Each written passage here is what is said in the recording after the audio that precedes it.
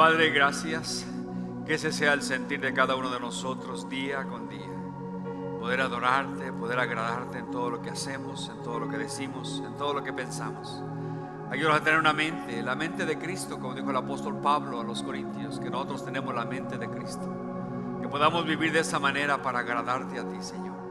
Así que el día de hoy, después de haber adorado tu bendito nombre y pedirte que nos ayudes a agradarte día con día, queremos que al abrir tu palabra, Señor, esta carta de amor que nos has dejado, hable a nuestros corazones el día de hoy. Que tu Espíritu Santo unja a este siervo para hablar tu palabra y unja los corazones de todos aquellos que van a estar, que están reunidos aquí, fuera del santuario y en las líneas cibernéticas, y que podamos el día de hoy escuchar palabra de Dios y no palabra de hombre. Glorifícate en nuestras vidas y ayúdanos a seguir adelante perseverando en medio de las luchas y las pruebas, las amenazas, lo que escuchamos a nuestro alrededor. Que pongamos nuestros ojos en Jesús, porque Él es el autor y consumador de nuestra fe. Gracias te damos, en el nombre de Cristo Jesús lo pedimos, y el pueblo de Dios dice amén y amén. Damos un fuerte aplauso al Señor. Amén.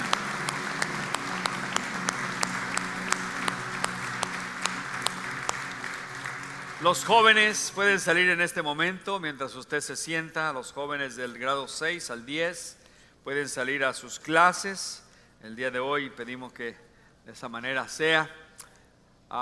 Escuchamos acerca de la santidad de la vida humana. Hay que estar orando toda esta semana. También hay que estar orando por personas que están pasando por momentos difíciles. Aquí tenemos nos piden oración por Mónica Carrillo. Están pidiendo problemas de salud. Vamos a orar por Mónica. También me dijeron del papá de nuestro hermano Carlos Moreno, que está ahorita y es muy cerca de irse a la presencia del Señor. Vamos a orar por la familia Moreno. También la mamá de nuestro hermano, o el papá de nuestro hermano Antonio, que se encuentra aquí, también parece que falleció el día de ayer o antier, no me acuerdo qué día falleció. Muchas familias están pasando momentos difíciles. No se les olvide orar por el pastor de San Jacinto, que le dije el miércoles que su hijo lo atropellaron de 7 años y al instante falleció en ese momento. Están pasando momentos difíciles también. El pastor se llama Joel Orozco, y su esposa están ahorita pasando por esta situación. Pero vamos a orar nosotros como iglesia, la manera que podemos nosotros ofrecerles apoyo. Padre, en este momento queremos pedirte, Señor, por estas peticiones, Señor, que tenemos frente a ti, Señor, a Mónica Carrillo, problemas de salud. Pedimos que seas tú el que toque, Señor, ese cuerpo físico y le traiga una restauración. Viene a mi mente nuestro hermano Julio Hernández también, te pedimos por él, por una recuperación después de haber amputado su pie izquierdo. Pedimos que seas tú el que esté con él, fortaleciéndolo, equipándolo, juntamente con su esposa María Elena, Padre, nuestra hermana que seguramente se reúne con nosotros aquí. La familia Moreno, que su papá está en agonía, pedimos que esté la familia alrededor de su padre, Señor, ahí, tranquilos, buscando, Señor, orando por él y confiando en que tú estás en control de todas las cosas, Padre. Y así cada familia necesitada que está ahorita pasando por esta ola, este olaje del virus nuevamente, pedimos que tú traigas sanidad a cada uno de ellos y que pronto los vamos a ver aquí con nosotros reunidos para seguir adelante glorificando tu santo nombre. Gracias te damos en el nombre de Jesús. Amén. Bien, entonces abra su Biblia en Lucas capítulo 4, el Evangelio según San Lucas, y vamos a ir al capítulo 4 y vamos a tratar de terminar todo este capítulo 4 el día de hoy. Son bastantes versículos, pero vamos a ver qué es lo que el Señor tiene para nosotros el día de hoy. Lucas 4 del 14 al 44 el día de hoy. Y el título del mensaje le puse la coma más larga de la historia. ¿Qué es una coma? No es un punto, es una coma. Y vamos a mirar por qué es la coma más grande de la historia a través de las palabras de Jesús aquí en Lucas capítulo 4. El tema es el Hijo del Hombre. Y rápidamente vamos a entrar a la lectura para de esa manera darnos cuenta de qué se trata de lo que vamos a hablar el día de hoy. Si se pone de pie, y vamos a leer del versículo 14 al versículo 30 en esta mañana.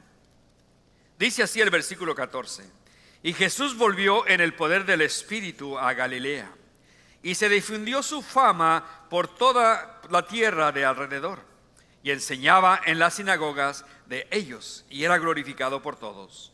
Vino a Nazaret, donde se había criado, y en el día de reposo entró en la sinagoga conforme a su costumbre, y se levantó a leer.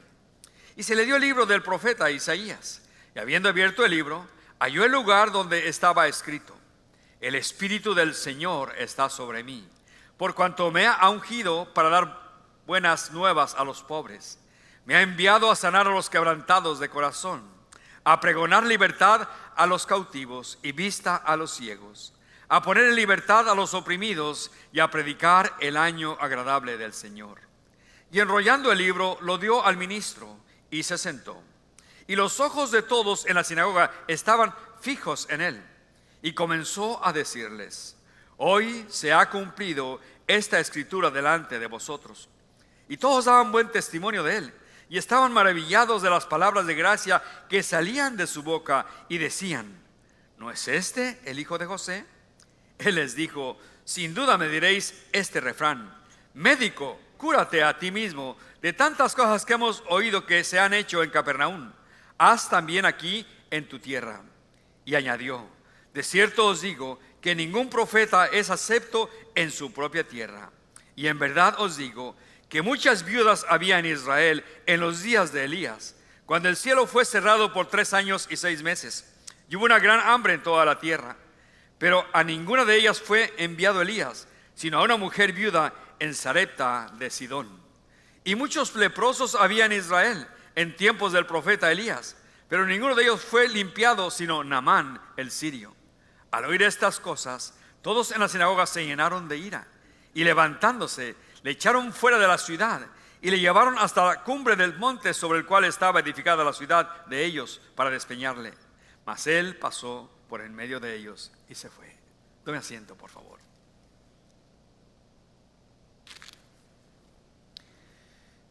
Aquí en esta historia que acabamos de leer, vemos a Jesús regresando nuevamente a Nazaret. Y podemos leer los 4 evangelios y darnos cuenta que sus primeros 30 años de la vida de Cristo casi pasaron el anonimato. Nada se nos dice acerca de él, excepto cuando tenía 12 años, que fue al templo y estaba ahí hablando con los doctores de la ley. ¿Cómo los tenía? Con la boca abierta y con la baba caída, haciéndoles preguntas a cada uno de ellos. Pero de lo demás casi no se nos dice nada, excepto que Lucas 2:52 dice así, escuche: y Jesús crecía en sabiduría y en estatura y en gracia para con Dios y los hombres. En pocas palabras, en sabiduría nos dice que aumentaba su comprensión intelectual de la verdad divina. En estatura crecía como todos los seres humanos crecemos, de pequeños a adultos, o físicamente crecemos. Pero también en gracia, porque era el hijo amado de Dios. Recuerda, tú eres mi hijo amado. Y en gracia para con los hombres, porque se ganaba el respeto de todos. En estos 2 capítulos que estamos estudiando, 3 y 4, encontramos que hay 4 testigos de que Jesús es el hijo de Dios. Y el primer testigo que encontramos fue Juan el Bautista, cuando él dijo en Lucas 3:16 que el que venía tras él era más poderoso que él no era digno de encorvado de desatar la correa de su calzado. ¿Por qué? Porque ese iba a bautizar con el Espíritu Santo y con fuego. El segundo testigo fue el mismo Padre, que se abrieron los cielos y oyó una voz que decía: este es mi hijo amado en el cual tengo complacencia. Dios dando testimonio que Jesús era su hijo. Además, miramos nosotros que también Satanás reconoció que Jesús era el hijo de Dios. Puesto que eres el hijo de Dios, le dijo en 2 ocasiones, di que esa piedra se convierta en pan. O si eres el hijo de Dios, tírate hacia abajo, porque escrito está. O puesto que eres el hijo de Dios. Y hoy veremos que el último testigo son las mismas escrituras. Pero cuando Jesús leyó este pasaje de Lucas capítulo 4 versículos 10 al 18, y todos lo estaban mirando, él dijo: hoy se ha cumplido delante de vosotros esta escritura. Las escrituras dan testimonio de que Jesús es el hijo de Dios. Veamos 4 escenarios en esta porción que hemos leído, y vamos a leer un poquito más. Miramos el escenario primeramente, la primera sección, vamos a mirar el escenario en los versículos 14 y 15. Mire, de igual manera que una pequeña puerta se nos conduce a una enorme galería de arte, estos versículos 14 y 15 que acabamos de leer son la entrada a una nueva sección de descripciones de Jesús aquí en el Evangelio de Lucas. O sea que ya que nos presenta el ministerio de Cristo en Galilea, su ministerio más extendido que él tuvo aquí en la tierra. Ahora, Galilea era una región muy grande, constituida por muchas ciudades. Dos de ellas que se mencionan más es Nazaret y también Capernaum, de los cuales vamos a hablar más adelante en este mismo mensaje. Pero veamos nuevamente el verso 14. Nos dice que Jesús volvió en el poder del Espíritu Santo a Galilea. La semana pasada vimos que fue lleno del Espíritu Santo y enviado por el Espíritu Santo al desierto para ser tentado por Satanás, o sea, en las tentaciones. Y ahora vemos nosotros que Jesús venció en lo privado a Satanás, pero ahora lo vamos a ver vencer en público, pero siempre un Jesús lleno del Espíritu Santo. O sea que, ¿me dice algo a mí esto? Claro que sí. Este poder está disponible para usted y para mí también el día de hoy. Podemos vivir llenos del Espíritu Santo. ¿Recuerda cuando Jesús se despedía de sus discípulos en Hechos capítulo 1? Él les hablaba claramente acerca de lo que vendría sobre ellos, porque los discípulos estaban interesados todavía en que Jesús les estableciera el reino que ellos estaban esperando. Mas Jesús les dice, Hechos 1:7, que no les tocaba a ellos saber el tiempo o la sazón que estaba bajo la potestad del Padre. Pero les dijo en el versículo 8, recibiréis poder cuando haya venido sobre vosotros el Espíritu Santo, y me seréis testigos, mártires, en Jerusalén, toda Judea, Samaria y hasta el resto de la tierra. Y miramos nosotros que esa promesa se cumplió en Hechos capítulo 2 versículo 4, cuando dice que estaban todos juntos en el aposento alto y de repente dice, todos fueron llenos del Espíritu Santo y hablaban en lengua según el Espíritu les daba que hablase. Y digo, pero entonces ¿cómo puede ser lleno del Espíritu Santo? Mire lo que dice Lucas 11 del 11 al 13. ¿Qué padre de vosotros, si su hijo le pide pan, le dará una piedra? ¿O si pescado en lugar de pescado le dará una serpiente? ¿O si le pide un huevo le dará un escorpión? Pues si vosotros siendo malos sabéis dar buenas dádivas a vuestros hijos, note, ¿cuánto más vuestro Padre Celestial dará el Espíritu Santo a los que se lo pidan? ¿Quieres ser lleno del Espíritu Santo? Pídalo. ¿Quieres sabiduría? Pídala. Santiago 1:5. Está disponible para nosotros. O sea que Jesús vuelve en el poder del Espíritu a Galilea, y algunos comentaristas dicen que ha pasado por lo menos un año entre el bautismo de Jesús y esta manifestación acá ahora en Galilea. ¿Por qué? Porque el versículo dice que se difundió su fama por toda la tierra alrededor. O sea que era conocidísimo Jesús en todas partes. Hubo muy tiempo, o sea que hubo un tiempo. Además, otros comentaristas dicen que antes de ir a Galilea, él fue a Judea, y que los capítulos 1, 2, 3 y 4 de Juan nos hablan de ese tiempo que pasó en Judea, porque el capítulo 4, versículo 3, Jesús cruzó de Judea hacia Galilea y le era necesario pasar por Samaria. ¿Recuerdan ustedes esa historia de la samaritana? Y debido a eso entonces su fama se había extendido por todas partes. Pero el verso 15 nos dice que hacia Jesús, note, y enseñaba en las sinagogas de ellos y era glorificado por todos. El verso 15 en la NTV dice, y enseñaba con frecuencia en las sinagogas y todos lo elogiaban. Era admirado por todos, lo elogiaban de una manera porque enseñaba de esa manera. Familia, la poderosa predicación que salía de los labios de Cristo, añadido a sus milagros que ejecutaba continuamente, habían creado una inmensa sensación en el pueblo de Israel, a tal manera que Jesús era elogiado o era glorificado por todos ellos. Ahora, aquí nos dice que el lugar a donde Jesús enseñaba eran las sinagogas. Veamos un poquito de historia. ¿Qué se hacía en una sinagoga en aquellos días? Porque el templo estaba en Jerusalén, pero en las sinagogas, ¿qué se hacía? Mire, voy a darle la agenda de lo que se hacía en las sinagogas. Número 1, había acción de gracias. O sea que ahí, en la gratitud, ellos recordaban el Shema. El Shema es lo que encontramos en Deuteronomio 6:4. Ellos recordaban estas palabras: oye Israel, Jehová nuestro Dios, Jehová uno es.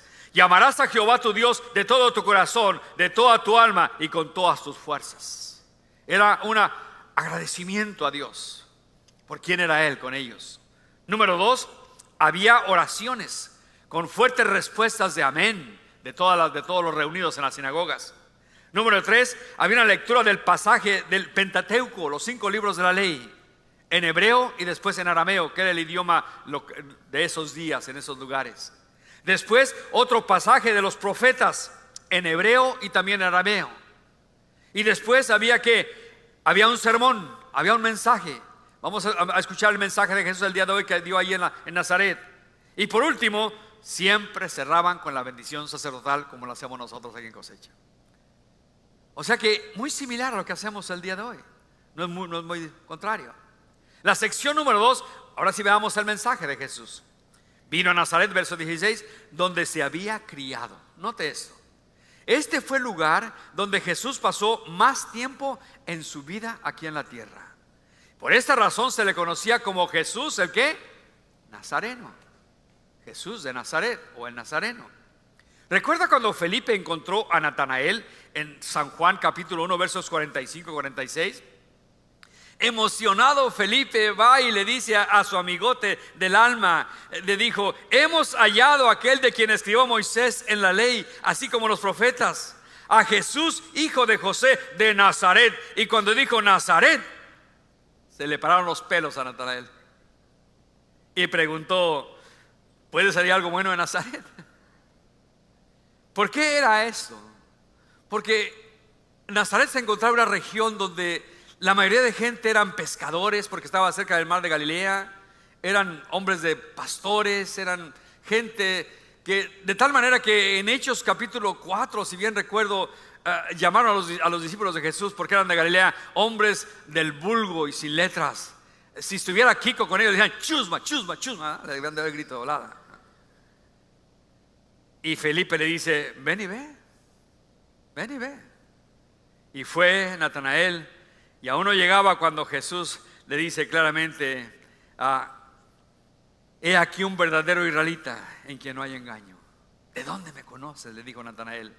Antes que Felipe te llamara, cuando estabas debajo de la higuera, yo te vi. Y entonces Natanael le contesta: Rabí, tú eres el Hijo de Dios, tú eres el Rey de Israel. Así que cuando usted invite a una persona a la iglesia y le pregunten a usted: ¿qué hacen allí en Cosecha? Bueno, ahí hay un siervo de Dios, a veces uno, a veces otro, que están predicando acerca de Jesús. Sí, sí. ¿Y de dónde es el siervo? Dicen que de Michoacán. ¿De Michoacán puede ser algo bueno? Pues dígale: ven y ve. ¿Sabe? Cuando las personas lleguen por primera vez y vean aquí, vean el compañerismo, las risas, la alegría, porque eso es un testimonio también para la gente de afuera. Y cuando sean recibidos, cuando escuchen la alabanza, hoy día parece que cantaban puros ángeles aquí enfrente, ¿no? Escuchan la alabanza y después la predicación de la palabra pueden llegar a conocer a Cristo. Como Natanael: tú eres Rabí, tú eres el Hijo de Dios. O sea que algo bueno puede salir de lo que estamos haciendo en este lugar. Verso 46b: en el día de reposo entró a la sinagoga conforme a su costumbre. Aunque parezca mala la palabra costumbre para nosotros, es una costumbre. Para mí era un buen hábito que tenía Jesús, de ir a la sinagoga. Costumbre. Desde muy pequeño lo encontramos en el templo con sus padres. Pero cuando él fue creciendo, que era tiempo de ir a las sinagogas, él no dejaba de asistir. Él se congregaba frecuentemente. Es por eso que el escritor a los hebreos nos escribe y nos exhorta así en Hebreos 10, 24 y 25. Note: y considerémonos unos a los otros. Tenemos que tener esa consideración. ¿Para qué? Para estimularnos al amor y a las buenas obras. Y note: no dejando de congregarnos como algunos tienen por costumbre, sino exhortándonos, y tanto más cuanto veis que aquel día se acerca. Escúcheme: si Jesús es y era y será siempre sin pecado, tenía la costumbre o el buen hábito de congregarse en la sinagoga, ¿por qué mucha gente el día de hoy toma el mal hábito o la mala costumbre de no congregarse? Si él se congregó, entonces deberíamos de congregarnos. Leí esta nota que me llamó mucho la atención, de una boda. Escribe Dios estas palabras: tu boda estuvo muy hermosa. Gracias por haberme tomado en cuenta. Ahora espero me invites a tu matrimonio. ¿Por qué? Porque hacemos a veces una boda tan esplendorosa, tan bonita, queremos que todo el mundo se dé cuenta, la ponemos en Facebook, en todos los medios cibernéticos, la novia muy bonita, el novio que parece el príncipe azul, y sí, Señor, gracias, y después nos vamos a la casa, y Dios, ¿quién sabe dónde está Dios? Dice, invítame a tu matrimonio. ¿Por qué? Estar conectados con Cristo es lo mejor que podemos hacer, solteros, casados, viudos, divorciados, lo que tú seas. Estar en conexión con Cristo es lo mejor que podemos hacer. No hay nada mejor que eso. Tomemos como una buena costumbre, como un buen hábito, estar conectados con el Señor en todo tiempo y en todo momento. ¿Cuántas veces, hermanos, hemos venido a la iglesia sin ganas? Una vez me hizo, mi esposa le dije, ya no voy a la iglesia, yo ya no voy a la iglesia, yo no tengo ganas, la gente no me pela, el otro. Dame cuando menos una razón por qué tengo que ir a la iglesia, le dije a ella. Dijo, pues tú eres el pastor. De verdad, ahí voy.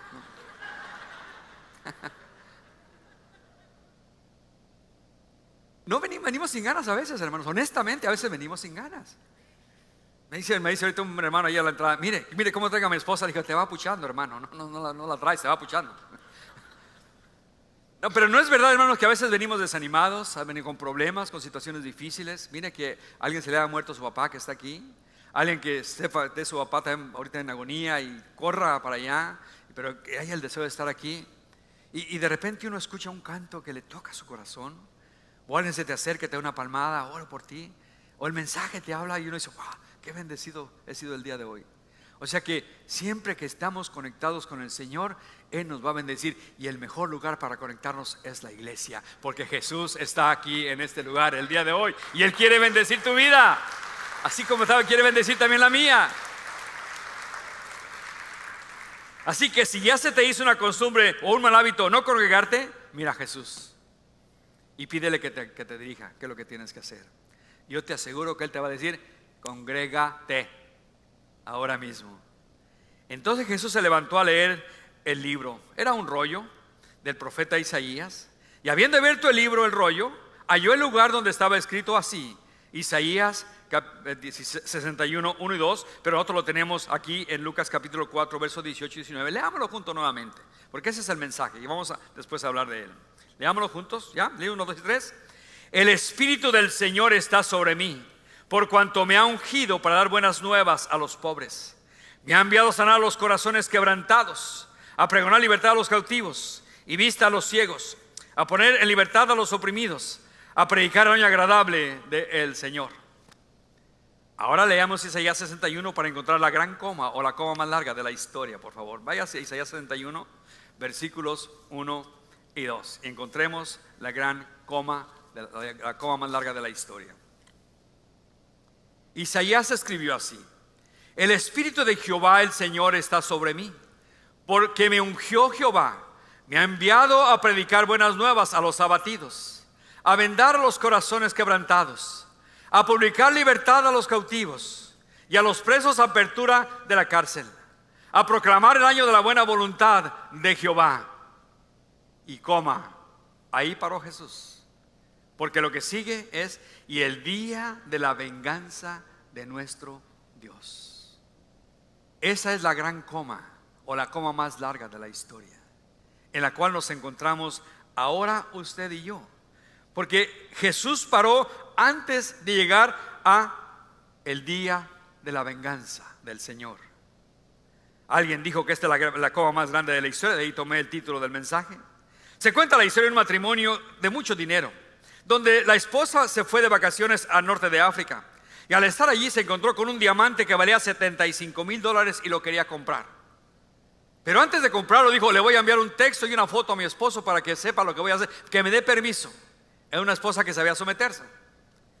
Entonces le mandó el texto, y cuando el esposo miró el precio, estaba en una junta y se dio la parada, dijo: espérenme, se salió para afuera y le quiso decir estas palabras: no, precio muy alto.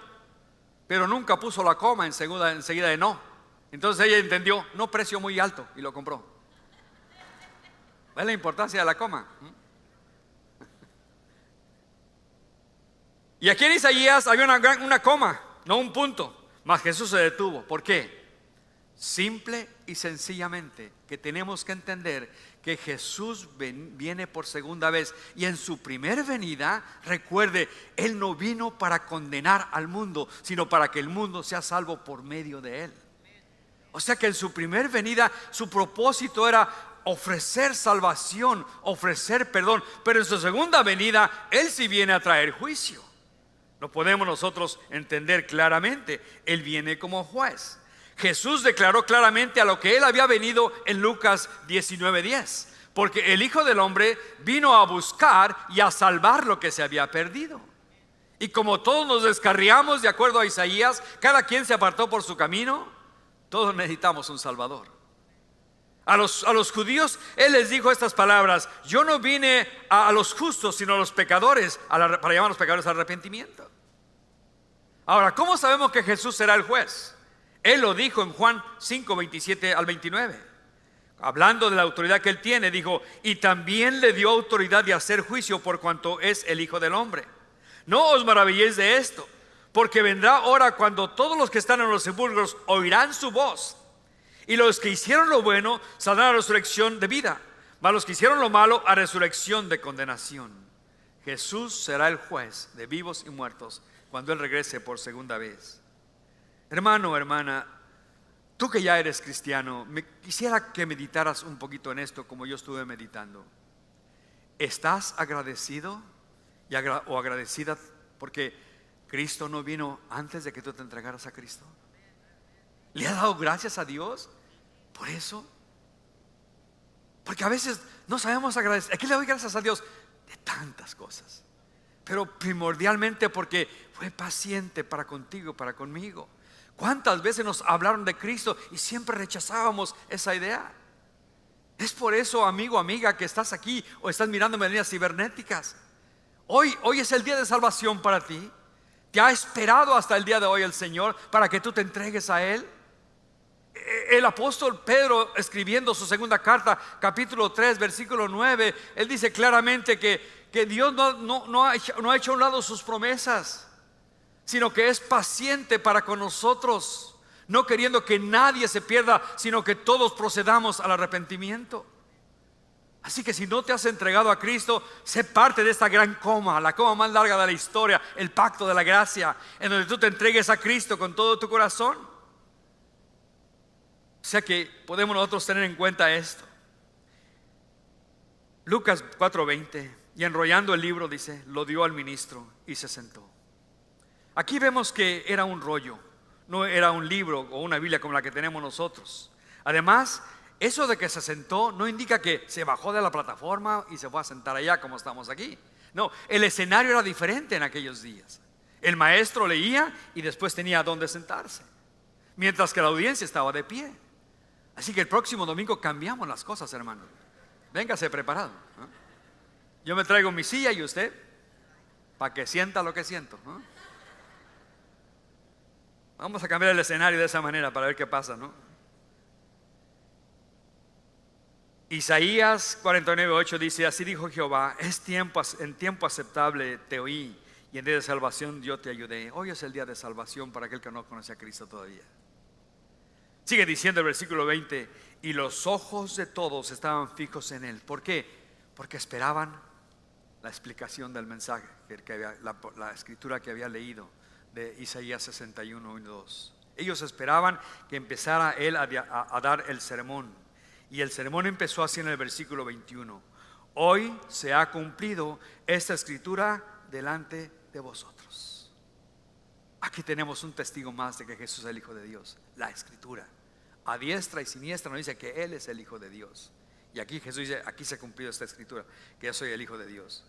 Pero ¿te imaginas cómo le quedaron los ojos a los que estaban escuchando estas palabras?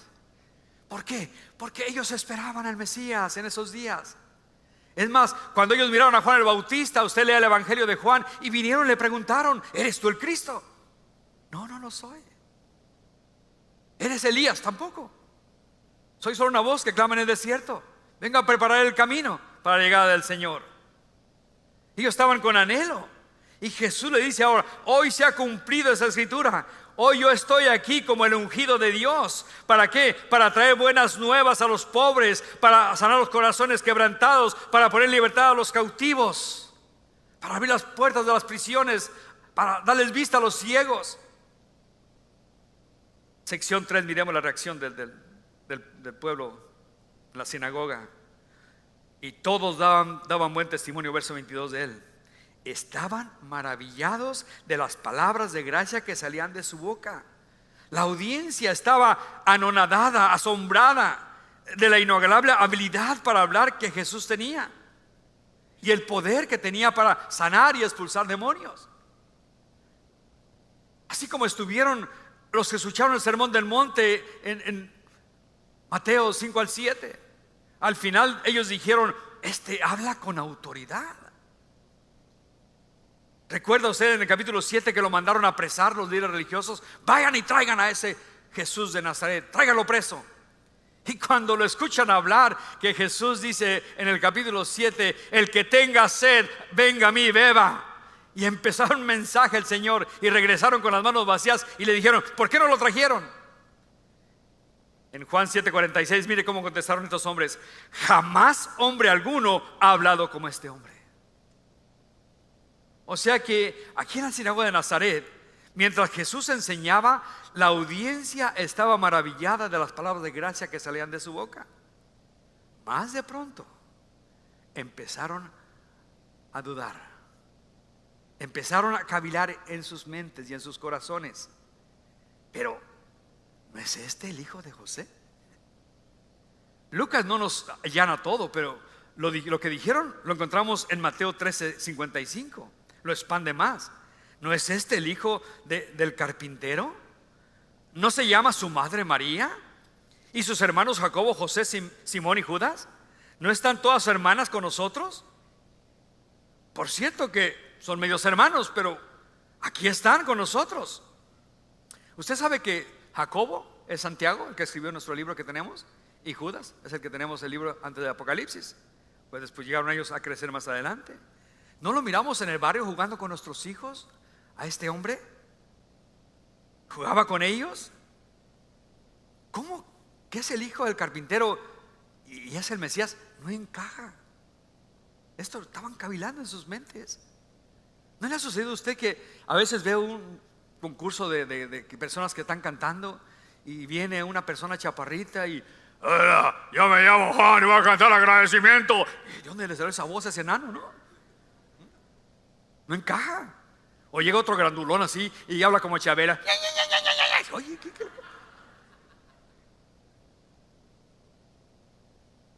Y era lo que estaban diciendo: esto no encaja aquí. ¿Cómo es? Aquí Jesús está dando un mensaje que los maravillaba y de repente dicen: pero este es el hijo del carpintero, no encaja. ¿Cómo? Aquí están sus hermanos, sus hermanas.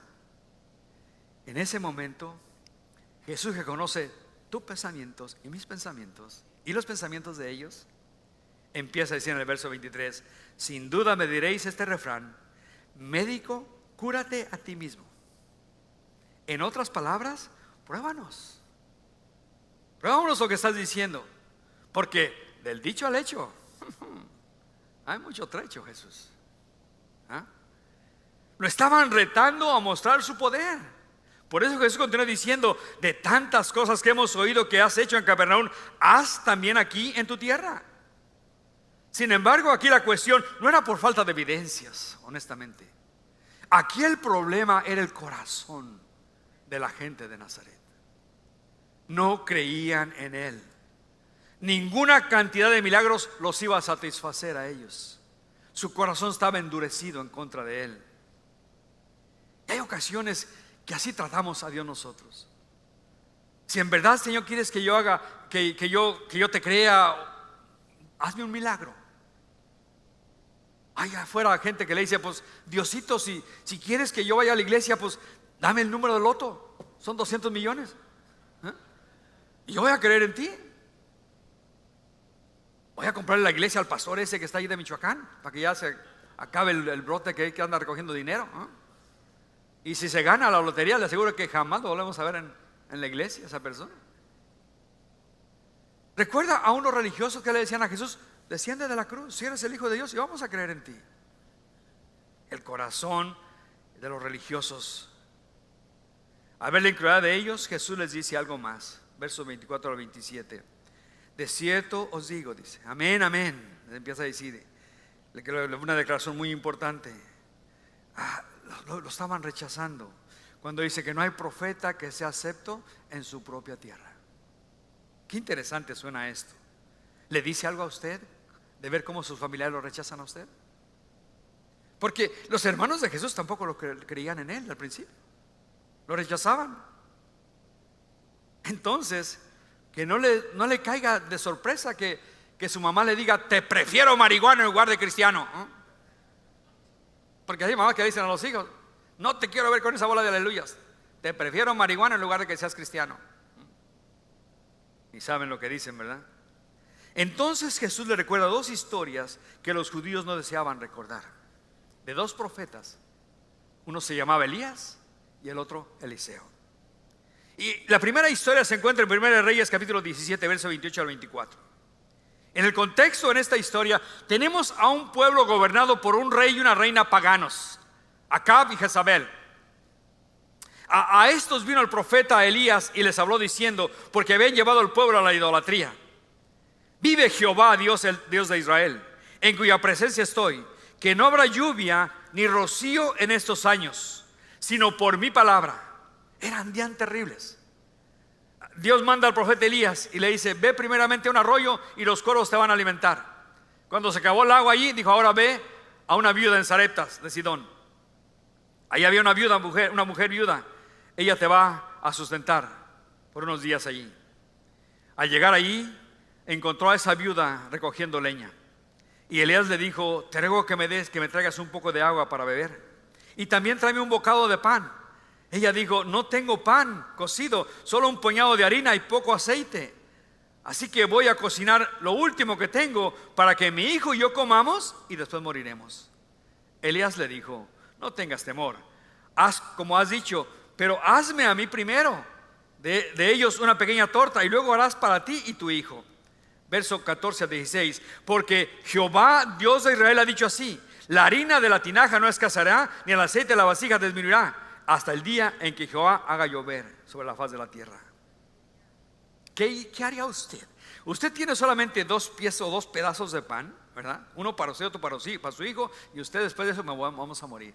Y le llega un hombre de Dios y le dice: oye, dame algo, ¿no? ¿Qué le diría a usted? Oye, ¿me enojo? No, pero la viuda le creyó. Creyó lo que le estaba diciendo, que la harina no iba a menguar, ni el aceite tampoco iba a escasear. Y le creyó. Y fue y le hizo como le había pedido. Ella creyó el mensaje. ¿Qué vemos primero aquí entonces en esta historia? Que antes de que Dios actúe en tu vida y en la mía, primero tenemos que creerle a Él. Recuerda a Abraham, y Abraham le creyó a Dios y le fue contado por justicia. Tenemos que creer para que después pueda Dios obrar. Hermanos, yo le doy las citas de las Escrituras porque mi anhelo y mi deseo es que usted vaya a su casa y que sea como los cristianos de Berea. ¿Recuerda usted esos cristianos de Berea? Hechos 17:11. Allí es interesante, dice, después que escuchaban a Pablo, dice: estos eran más nobles que los de Tesalónica, pues recibieron la palabra con toda solicitud, escudriñando cada de las Escrituras para ver si esas cosas eran así. No se conformaban con oír al pastor en la iglesia, sino iban a sus casas.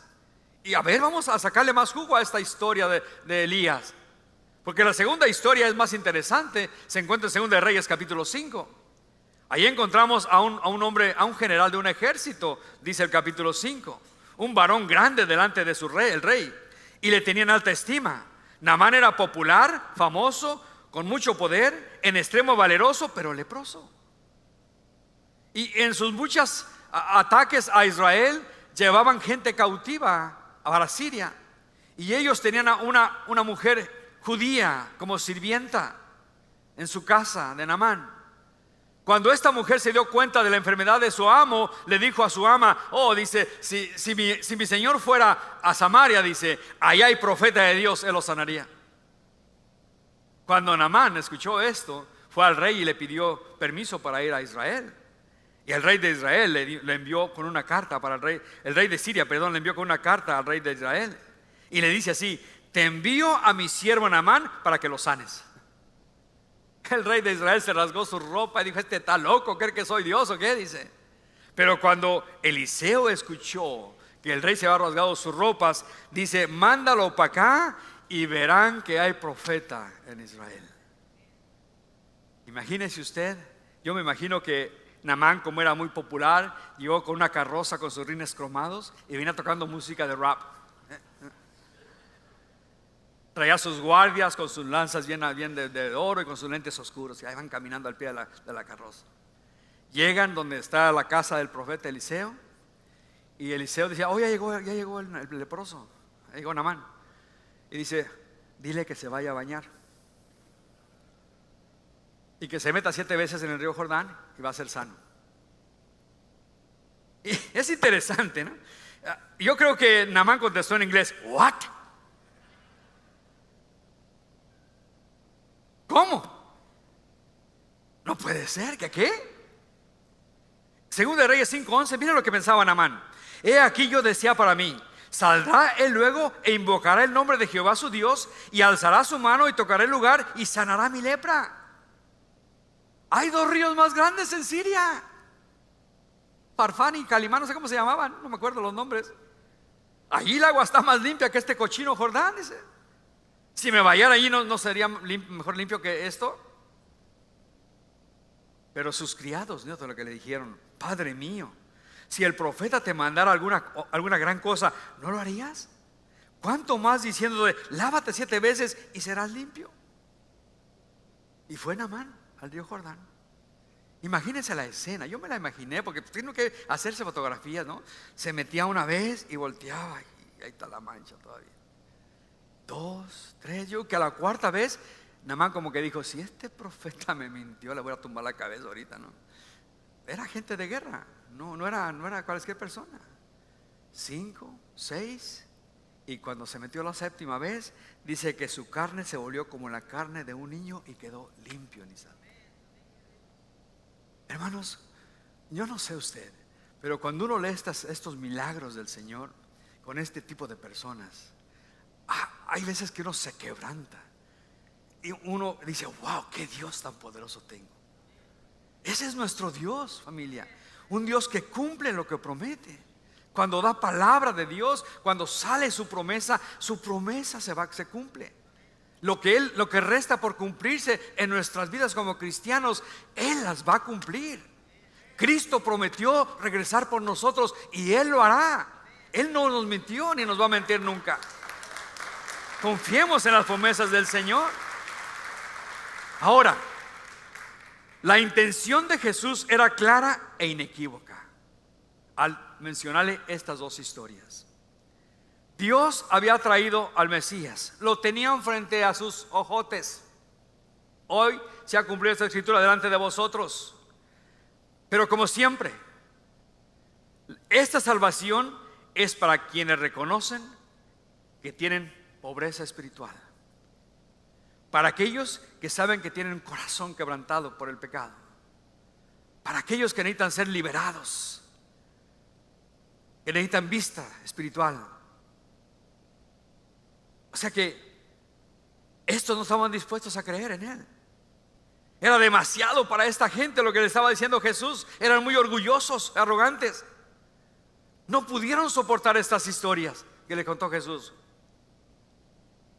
¿Qué dice el verso 28 al 30? Se llenaron de ira y levantándose le echaron fuera de la ciudad con el propósito de despeñarle y matarle.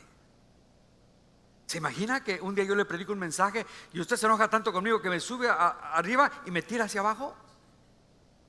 Es más, si lo quiere hacer, hágalo los miércoles. Yo no predico los miércoles.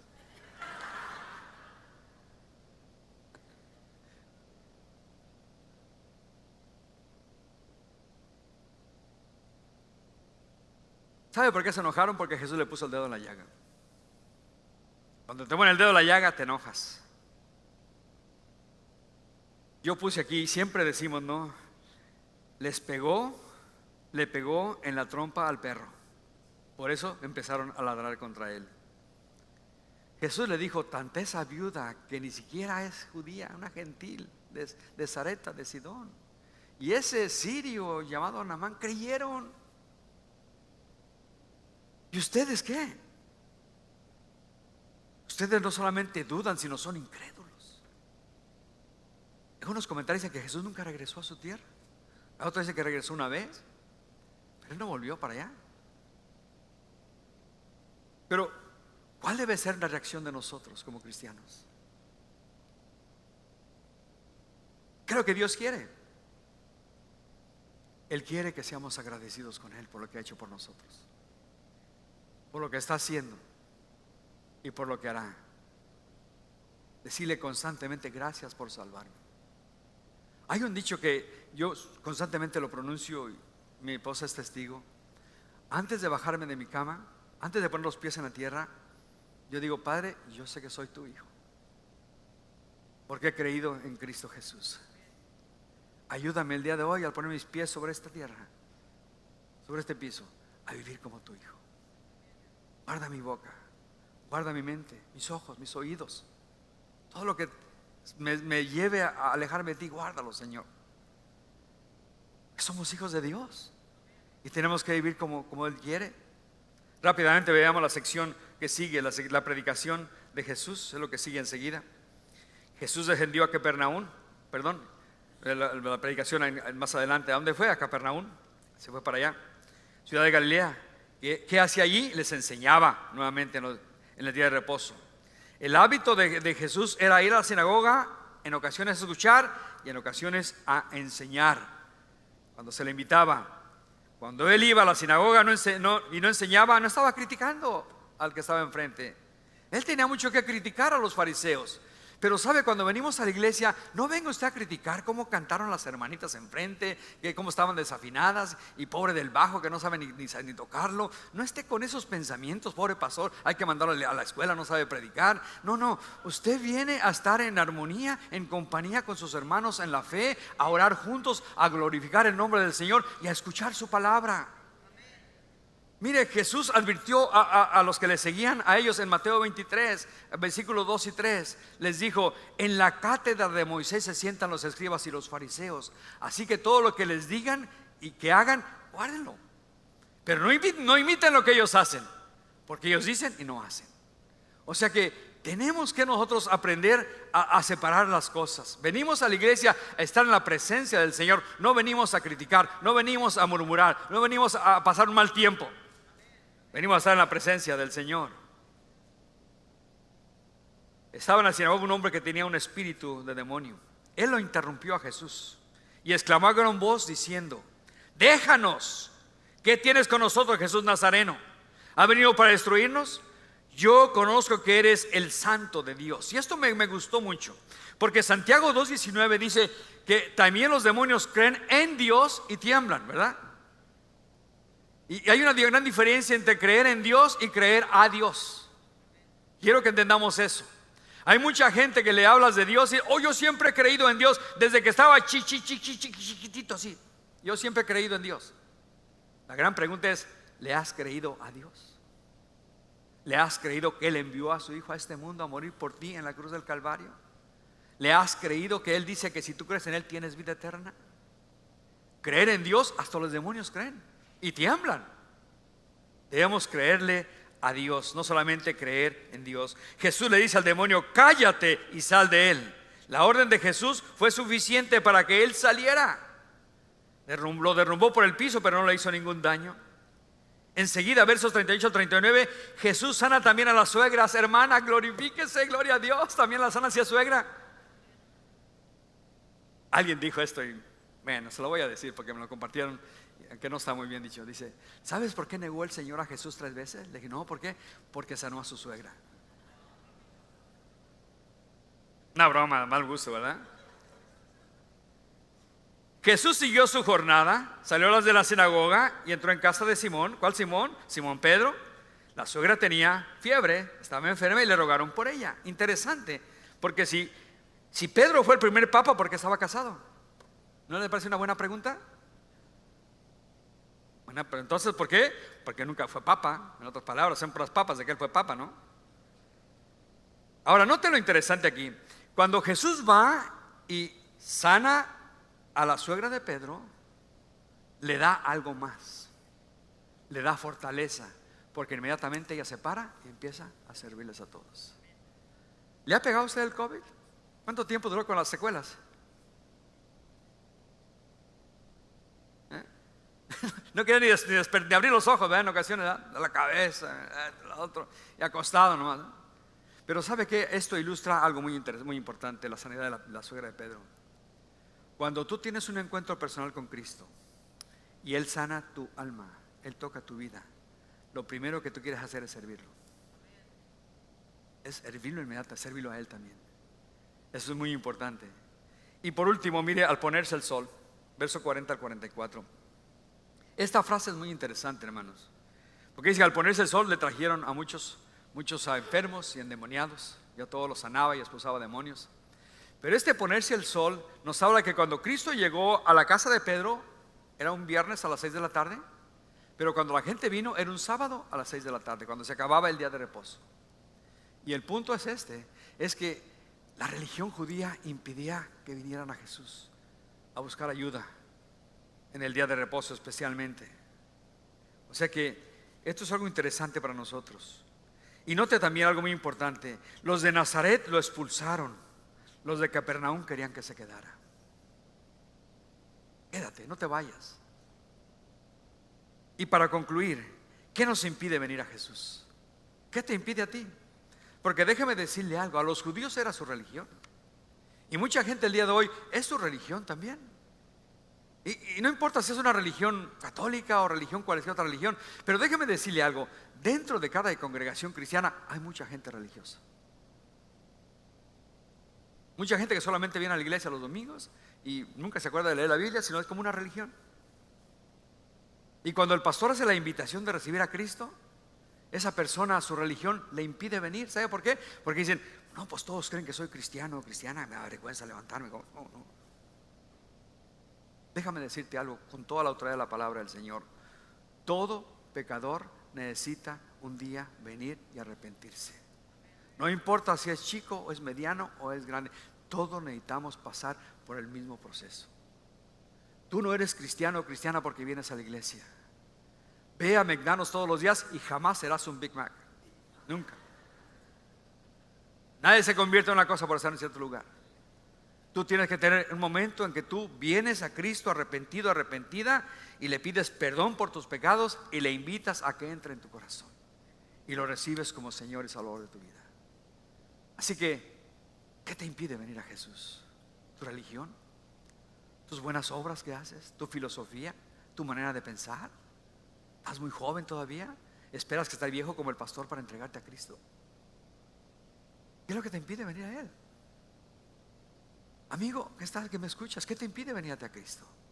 Recuerda, aprovecha, porque es la coma más larga de la historia, el pacto de la gracia, donde Cristo Jesús salva a todo pecador que venga a Él arrepentido y le pida que entre en su corazón.